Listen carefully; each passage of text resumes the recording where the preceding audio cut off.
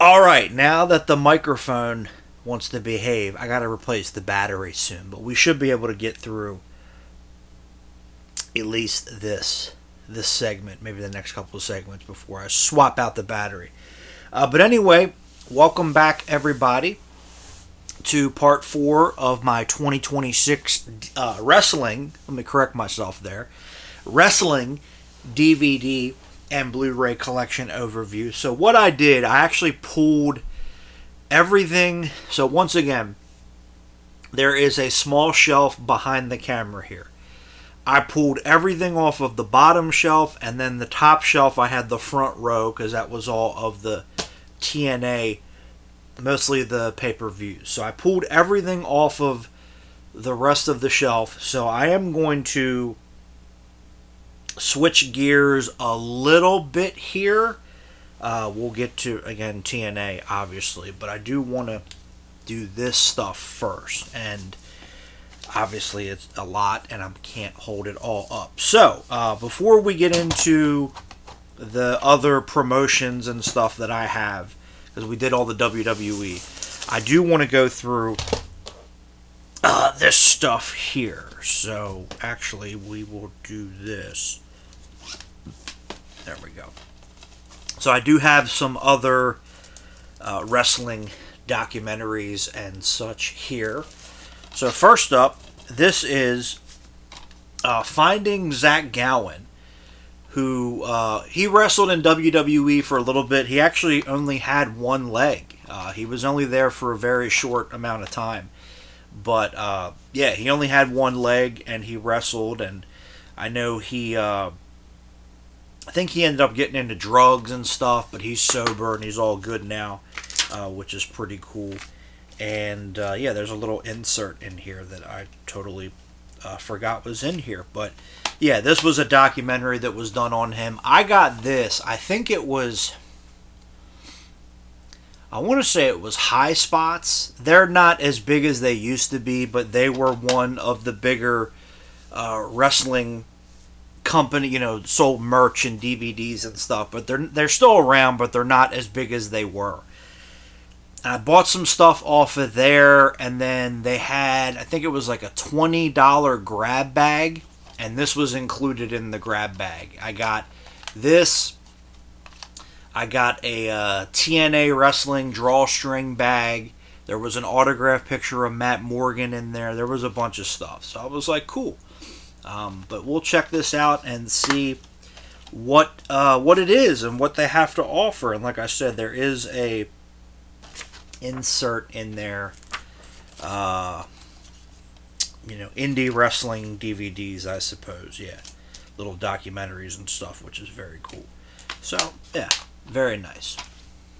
Then we have the Ric Flair 30 for 30 that was done for ESPN. I think this was the only wrestling one that they put out on DVD, because I know they did one on Scott Hall, but I never watched it. But this is Nature Boy, so I think again this was the only one they put out for Ric Flair, or for wrestling. My bad. But yeah, we'll check this out. They did do some. I've seen some of the 30 for 30s. I did like the one they did on Brian Bosworth. I think that came out on DVD. They did a box set, but I don't think they released all of them. And I think they ended up doing one on Tommy Morrison, who played Tommy Gunn in Rocky V, but I don't think that one ever came out, so we'll see. Then we have San Martino, Secrets of a Survivor, which is the documentary about Bruno San Martino.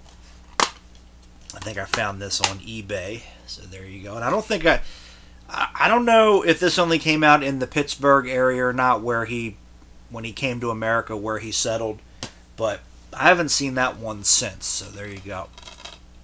And then we have the Ted DiBiase documentary, The Price of Fame, which is ironic in a way because him and his son are in trouble right now because they, during COVID, they used the money for fraud and stuff like that. But I think it was more his son.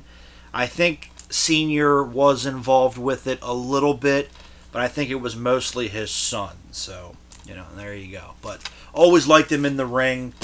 Why he was never WWF champion. I know he bought the belt off of Andre, but why they didn't stick with that, or why he never was champion, is beyond me. He wrestled a couple house shows as the champion, though, when he bought the belt before they showed it on TV.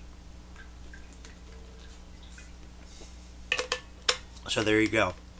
There's actually one DVD behind the camera. I'll grab that in a moment here. Now, because that doesn't apply to what I'm about to talk about. So now I have a bunch of shoot interview DVDs from Kayfabe Commentaries. Now, they are no longer around, but when they were around, they were one of the better companies to do shoot interviews.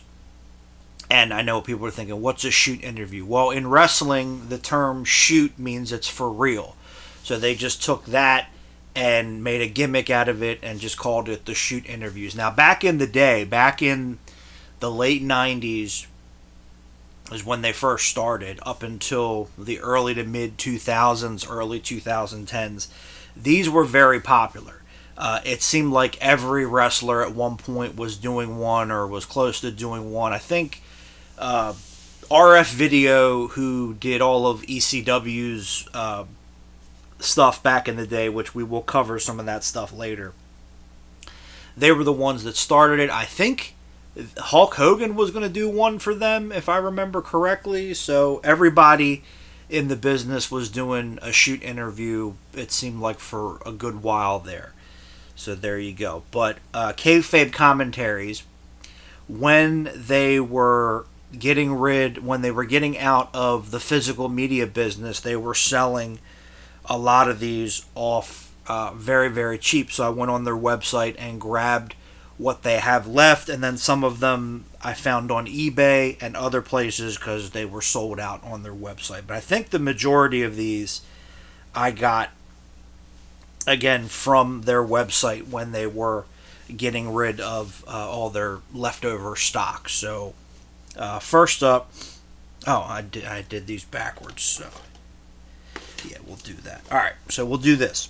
So first up, we have a couple of the guest booker series, which they would just bring someone in and they would kind of fantasy book an angle or a storyline. So first up, we have Al Snow doing the Attitude Era. Love Al Snow. How he is not in the Hall of Fame is beyond me. Again, it's fucking Al Snow. He should be there as far as I'm concerned. But most of these I have not watched yet. I got to check these out. But, Al Snow, I'll listen to that guy talk all day. Then we have Robert Fuller booking Shawn Michaels and the NWO. So there you go, Robert Fuller. He did book in WCW back in the day, but it was before he got, he was before the NWO and stuff like that. So there you go. So that should be pretty cool too. And then I know people are going to get mad that I got this one, but like I said, when they were getting rid of whatever they had left over, I grabbed pretty much whatever they had. So we got guest booker with Vince Russo, bro, rebooking the WCW Invasion. So we'll see what happens with that one. All right, and then they did You Shoot, which was like a Q&A. They would get questions from fans and stuff. So this is another little diddly that they did, little series that they did. So first up, we have Diamond Dallas Page. So instead of and the guy that ran Kayfabe Commentaries is Sean Oliver. He now does Kevin Nash's podcast because they're good friends. But yeah, he ran Kayfabe Commentaries back in the day. So instead of him asking questions and such, you get the fans to do it. And then we have Rob Van Dam. And they do, from time to time, here on YouTube, you can find a lot of these, but they'll be up for a little bit, then they'll take them down, then they'll put them back up, then they'll take them down. So you got to catch it at the right time. And a lot of these you can also find on eBay pretty cheap. So then we have X-Pac, a.k.a. Sean Waltman. And I don't know what is the obsession with these fucking retarded ass wrestling fans asking how big, certain wrestlers' dicks are and stuff. Like, really? Because there was like this running gag that all these fans had, and they would ask in these interviews, like, how big is Batista's dick? Who the fuck cares? Like, if you want to find out how big his dick is, you can go do that, because I think Batista probably swings that way now. So if you're really interested in the size of another man's dick, I'm pretty sure in the year of our Lord 2026, you can find that out yourself and not have to ask random people on the internet.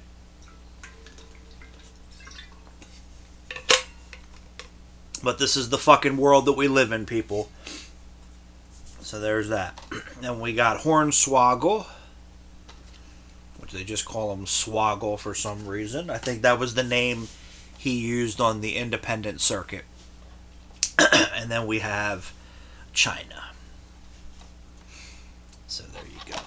That's all the U-Shoot series. Yeah, these I wanted to kind of group together. And then they did another series called Breaking Kayfabe, where they would talk about stuff outside of wrestling. Now, the Jim Cornette one, which I do have in the other room because I already watched it, that is about wrestling, I love that that Breaking Kayfabe, because he went into when he worked for Ring of Honor and all the stupid shit that would happen in Ring of Honor and everything, and they get into some other stuff like TNA, and so that one is about wrestling because, as Jim Cornette says, in that, I'm wrestling crazy. So there you go. But this one is not about wrestling, and it's for Teddy Annis, who is Teddy Hart, Bret Hart's nephew. So I did watch a little bit of this before. It's pretty fucked up. I mean, it's pretty crazy. Again, Teddy Hart has never really been in the positive light, and he's always in and out of trouble. I think he is, last I heard, he was still locked up. So I don't know if he's locked up or not, but, just blaming everybody but himself, blaming Bret Hart for everything, sounds familiar, but it's just like, But there's some really interesting stuff in there. It is fucked up. Now, the crown jewel, at least in my opinion, and I think I can get all these up in one go, the crown jewel that they did was a series called Timeline, and it was the history of the three major wrestling companies. So these I really, really enjoy. Like I said, I think these are the crown jewel of what kayfabe commentaries did, as far as, in my opinion. That's just how I feel about it. So first up, I think I have all of these. This is the Actually, I do not have all of these. I think there's at least one that I know that I'm missing. But this is the history of WWF into WWE. Yeah, because no, there's two. They did one with Finley, and then they did one with Brian Myers, a.k.a. Kurt Hawkins. I don't have those two, but I think I have the rest of them. I have to look it up. But first up, we have the 60s, with Bruno Sammartino. And a lot of these, like I said, you can find a lot of clips of these here on YouTube, and then Kayfabe Commentaries. They do run a YouTube channel, and like I said, a lot of these will be up on there, and then they get taken down, then they get put back up. But, there you go. But we have Bruno Sammartino. This one should be pretty interesting. Like I said, I have seen segments and such of it. Then we got Roddy Piper, which I think, these I did not get, because these are not the labels that came out on Kayfabe Commentary. So these are copies that I got off of eBay, but again, it's really not that big of a deal. I just wanted to have them in the collection. Then we have 1990 with Bruce Pritchard. This one, yeah, I think a lot of these I got elsewhere. Then we have 1992 with Bret Hart, which I have seen the full one of this, and I actually really liked it. So then we have 93 with Lex Luger, which I have seen the full one of this and liked it as well. And also, like back when these first came out, you could find them pretty easily online on the torrent sites and stuff. Now, you might be able to find them. You might get lucky, but they're kind of harder to find now. So there you go. And we have 1994 with, again, X-Pac, a.k.a. Sean Waltman, which a friend of mine, and this one I did get from them because that's the logo that they would use. But a friend of mine met X-Pac and said he was really cool, really nice guy. And he's good. He's been sober for quite a while, and he got his shit together, he got his life together, and that's the most important thing. That's what we want from everybody.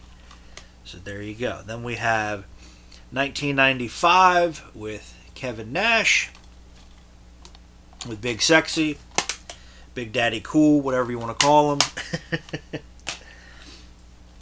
Then we got 97 with Cornette, which I love these because, as you can see in the background, Cornette kept everything. He kept all the notes, he kept all the ledgers, he kept all the receipts and everything. So I love that he did that, and we have, the history to look at. And, he should open, I would love, it's probably not going to happen, but he should open a museum, at least in my opinion, with all the stuff that he has, all the history of wrestling that he has. He has more than enough to open up a museum, so that would be awesome. But again, I don't think it's ever going to happen. Then we got 1998 with Russo. Bro.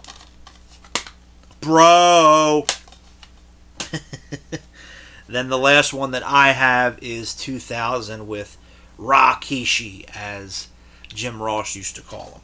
So there you go. And I think this one, was from Kayfabe Commentaries. Like I said, I think the only two there's three that I know that I don't have. I think 2001 was Ivory, and then I think they did 2006 with Finley, and then 2008 was Brian Myers. I think those are the only three that I don't have for WWE, so I have to check. And then we have WCW. So we have 89 and 90, both with Cornette, which again, just looking at the notes and all the stuff that he kept, you're in for a treat. But yeah, we have both of these.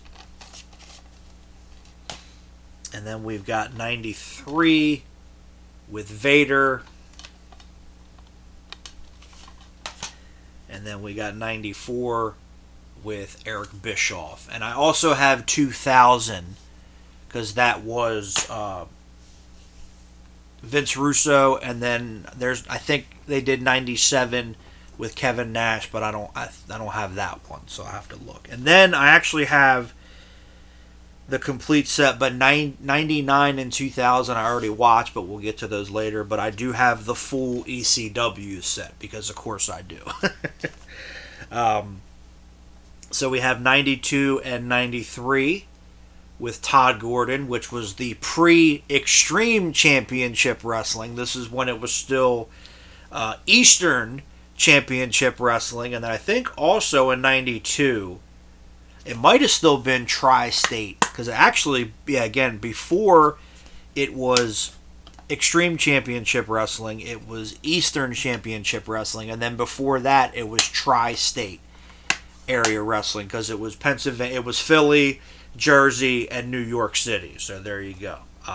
But Todd Gordon, if it wasn't for Todd Gordon, we would never have gotten ECW the way that we did. And for whatever reason, there's subtitles on here. They're optional, but I guess some people have a hard time understanding Todd Gordon when he talks. I don't. I'm used to the Jersey, Philly, New York, Baltimore, Delaware accent, so maybe other people can't figure it out. So there's that.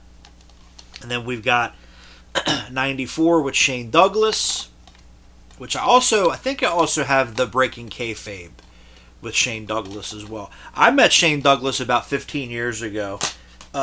He was really cool. He was really nice to me. I am glad that he brought his podcast back, but I do wish that he did it with James Romeo, because I do like him, and him and Stevie Richards and Dutch Mantel have good chemistry, and I liked when him and Shane Douglas had it. So, but I am glad that he did bring back, his podcast in some way, because I do like Shane. I know a lot of people didn't like him as a wrestler. I did, and very nice guy, very cool guy. When I met him, I'd love to meet him again. So we'll see what happens. Then we got 95 with the Sandman.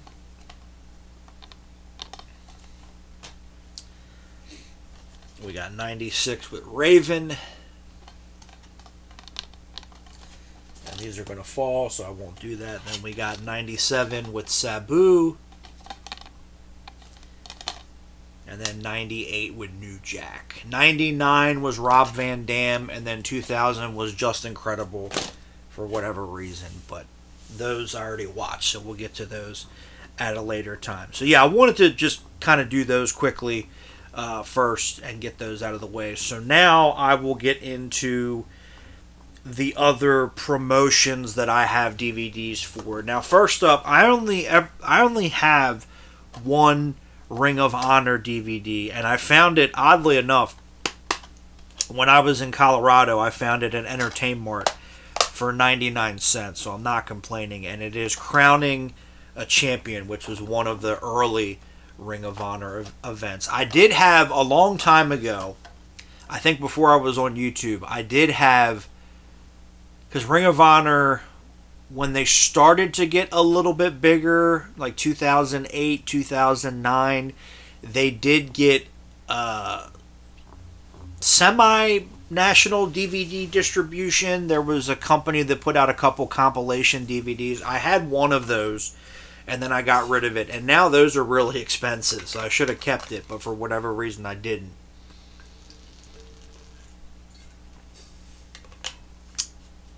But, it is what it is. So there you go. But on this event, we have Tony Mamaluke, who was in ECW. We got Joey Matthews and Christian York, who were also in ECW. And then Joey Matthews went to WWE as Joey Mercury. Michael Shane, who was Shawn Michaels' cousin, who wrestled for a while and then he retired. Paul London. James Maritato, a.k.a. Little Guido, and the Briscoe brothers. I think Jay Briscoe passed away. I think he died in a car accident. Then we got Homicide, who ended up becoming one of the breakout stars in Ring of Honor, and then he went elsewhere. AJ Styles is on here because that was the time TNA and Ring of Honor would have a talent trade-off, and then they stopped when Rob Firestein got busted for child pornography, so there you go. Excuse me. Spanky, who was Brian Kendrick, my bad, and Christopher Daniels, a 60-man Iron Man match for the first Ring of Honor champion. So there, and Low Key, I think, ended up winning that. So there you go. So yeah, good stuff. All right, and just kind of moving along here. These are the other. I talked about these last time. These are the other WCW pay-per-view and events that I have with the pre-shows and everything. And again, these were all, I think, these were all sent to me, but I do not remember who sent them to me. So first up, we have the first Crockett Cup from '86, which was not a pay-per-view, but they did film it, and it did come out on VHS. Good luck trying to get it on VHS, because it is very, very expensive. Then we have Capital Combat, the Return of RoboCop, because that was the pay-per-view where RoboCop showed up. They were doing for whatever reason, I don't know why, they were doing a promotion with RoboCop, because RoboCop 2 had just come out. So there's that. Then we have the first Japan Super Show, Rumble in the Rising Sun. And this one has the pre-show on it. Obviously, Crockett Cup doesn't. And then I don't think they did a pre-show for this one, so that's not on there. Because WCW, not a lot, but some of the pay-per-views that they did, for whatever reason, did not have the pre-shows. I think WWF, the only two that didn't have pre-shows to my knowledge was the No Holds Barred pay-per-view, where they showed the movie and then they had the steel cage match. And In Your House 8 Part 2, because that was the one where they did it and then the thunderstorm knocked out the power, so they redid it a couple days later. So I don't think that one had a pre-show, because I have those and only the first one had the pre-show.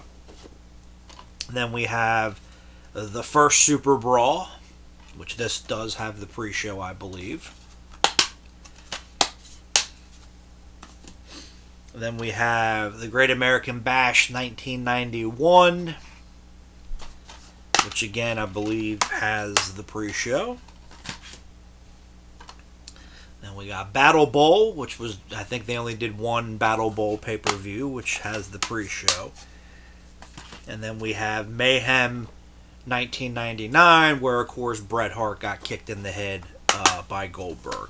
And that all these have, again, with the exception of Crockett Cup 86 and Rumble in the Rising Sun, these all have, they are the original pay-per-view versions before they edited stuff out, and then they have the original 30-minute countdowns on them. Actually, no, I'm sorry. This is the tournament where Bret Hart won the world title. Starrcade is where he wrestled Goldberg and got kicked in the head. My bad. That was the next pay-per-view. I'm losing it. I haven't had any sugar yet. So there's that.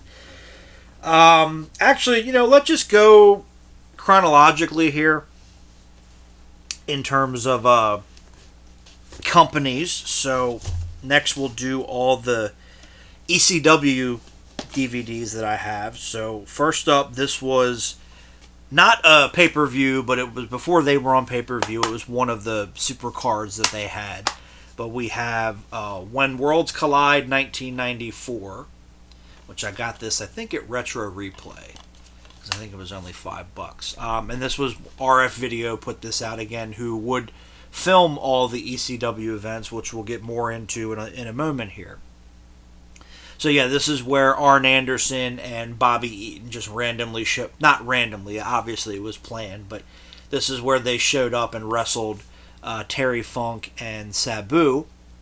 Then you got Tommy Dreamer, Mikey Whipwreck, Sandman, the Tasmaniac before he was Taz, one of the Pitbull, Shane Douglas, Public Enemy. So there's that.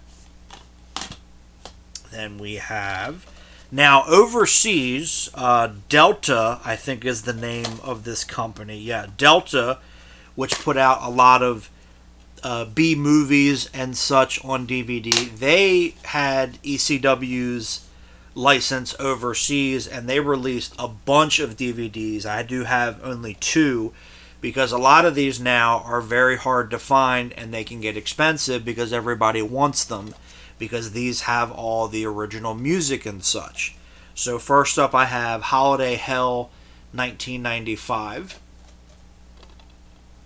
So there you go. And like I said, these are getting harder and harder to come by, and they're getting more expensive. So there you go. But we got Taz, because this was after he became Taz.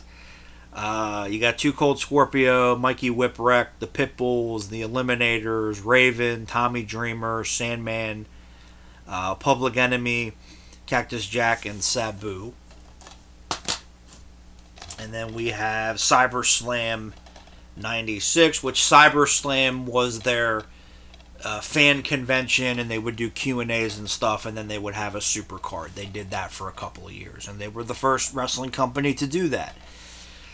So there you go. So we got, again, Taz, the Dudleys, the Eliminators and Stevie Richards, the Pitbull, Sabu, Too Cold Scorpio, Raven, Sandman, Cactus Jack, and Shane Douglas.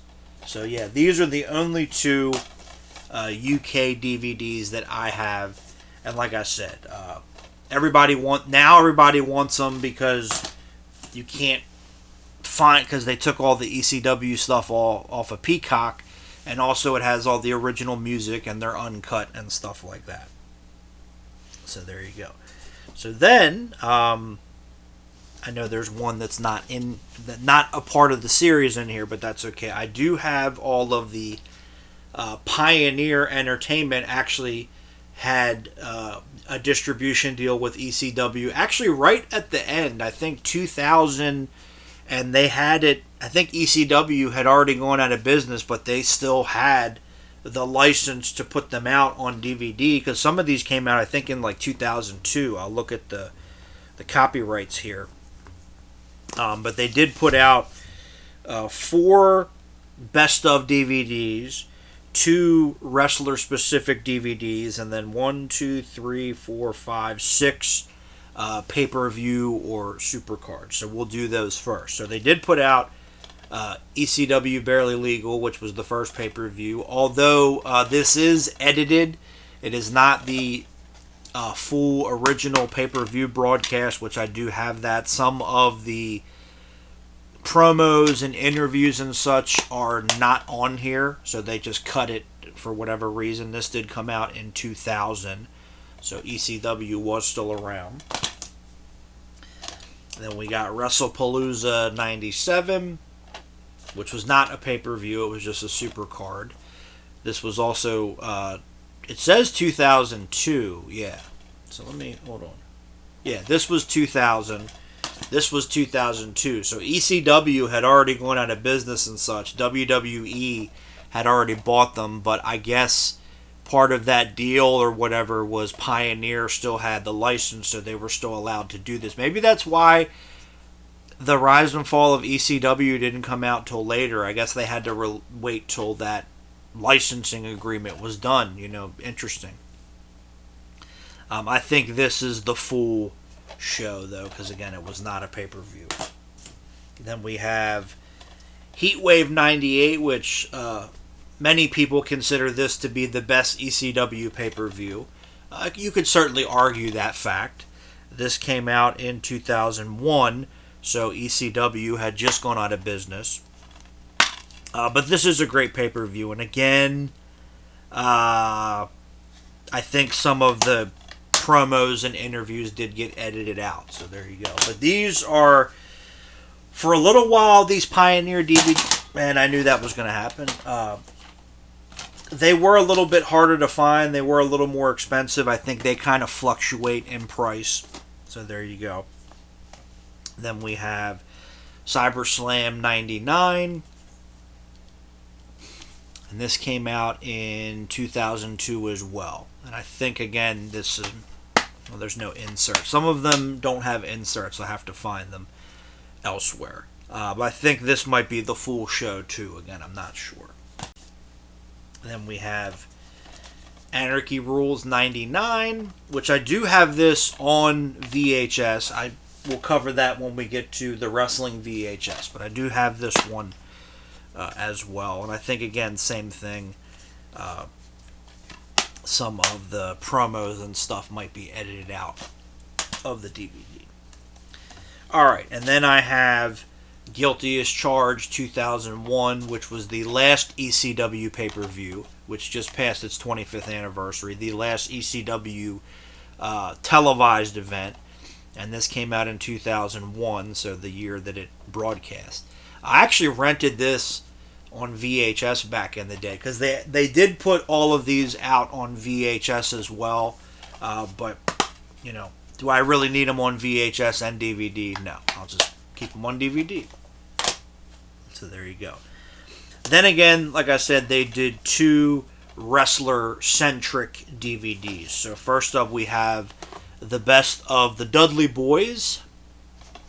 Even though this came out in 2001, they were far removed from the company at that time. And what's really funny is all of the pictures on here is when the Dudleys actually went to WWF. So I don't know how they were able to get away with that, but they did, because as you can see right there, clearly Jeff Hardy is in that picture. So yeah, and then there, the ring ropes are red, so that's Monday Night Raw. There, the ring ropes are blue, so that's SmackDown. So yeah, I don't know how they were able to get away with that. But oh well. So there's that one. And then Cactus Jack got a DVD, which again, by the time that this came out in 2001, Mick Foley was well into his WWF run at the time. So I don't know if they did that on purpose or not. So then also, I actually did have these on VHS back in the day before I had these DVDs, but I'll explain in a moment here. So then they did 4 best of compilation DVDs. Now, like I just said, they were also on VHS, but what they did on the VHS was there was 2 versions. There was the uncensored version and then a censored version. Now, they weren't really uncensored. There were some of the more violent matches got replaced on the censored version, so they would have different matches, but the DVDs actually have all the matches that were on both of the VHS tapes. So there you go. So we have Extreme Evolution, which was the first volume. I do remember seeing these, back in the day at, the video stores and stuff like that. Because this was 2000. So this was, I think, maybe the first one that they put out, if I'm not mistaken. But yeah. Then we have Path of Destruction, which is volume 2. And I actually remember getting both of these at the same time on VHS. I remember, I think we went to, well, I didn't go, but my parents went to a wedding, and instead of just, because I was well old enough at that point, instead of just letting me and my brother, we were both more than old enough at that time, instead of just letting us stay home, we had to go with them, but we stayed in a hotel, and I remember coming back, and then I rode my bike. There was it's still open. There's an antique mall near here, and they had both of these on VHS, and I remember getting them. So there's volume 2 once again, and then I think the other 2 I ordered online. I got them really cheap, so there we go. Volume 3 is Deep Impact, which that is, I believe, Tommy Dreamer in there. And then we have Volume 4, Hardcore History. So there's that. I still have not watched these. I gotta watch all this stuff. Alright, now the remaining that I have are from RF Video. Like I said, back in the day, RF Video was who did all of ECW's taping and recording and stuff, and they would sell all the tapes. Originally, it was mail order. There was you would get catalogs in the mail. For those of you that don't know what that means, for those of you that are too young to know, or for those of you that did not know, they were mail order back in the day. You could order them out of the old wrestling magazines, and then of course eventually they went online. Now, after ECW went out of business, they actually still sell all their stuff. I guess they were able to do that, or they were able to work out something with WWE or what have you. And then they also did the shoot interviews that I talked about. And as I mentioned before, the owner, Rob Firestein, actually got busted for, I don't think it was child porn. I think he was trying to solicit sex from a minor, and the minor was actually an undercover cop, so they busted him in that. And that's when TNA, because he was a part owner of Ring of Honor at the time, that's when TNA pulled all their guys from their events, and then I think they forced him out. So there you go. But, yeah, it is what it is, unfortunately. But, they were putting out the ECW stuff on DVD. So I found this at Retro Replay, which is a place that I go to. But they did have Guilty as Charged 2001. Now, I thought maybe because I used to, back in the day, so when I first found out about them, they were still selling VHS. They were slowly putting stuff out on DVD, but they were still making tapes. Now, they're still, RF video is still around, but everything is digital. So if you buy something, they just send you the files. So a lot of people do want to get these DVDs because they don't make them anymore. But I remember conversing with whoever it was back in the day, and I would ask them, like, do they have the countdown shows and stuff like that? They said, yeah. But I bought this one just out of curiosity. This does not have the 30-minute countdown show. It is, I guess they were able to get masters or whatever, but it is, a clean copy and stuff from the pay-per-view, but it's only the pay-per-view. It does not have the 30-minute countdown show, but it was $10. I figured just grab it and see what happens. But also, in addition to recording and filming all of the supercards and everything, they also would film the house shows or the live events, and they put out a lot of them as fan cam DVDs. Now these, again, because they don't make them anymore, everybody is trying to get these, and they are hard to find now. Somebody was uploading a lot of these here on YouTube, so you can find them here on YouTube.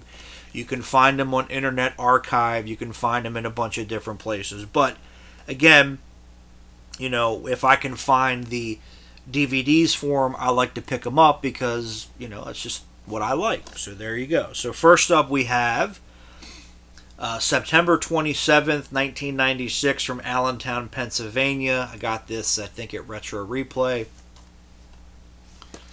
So on here you got Taz, Mikey Whipwreck, the Dudleys, John Cronus and Terry Bam Bam Gordy going at it. Tommy Dreamer and Terry Gordy going at it.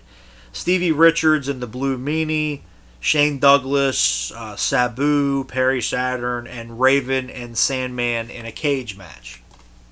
Because ECW, more in the earlier days, they did steel cage matches, but after a while they just stopped doing them because I guess they didn't feel the need to have them.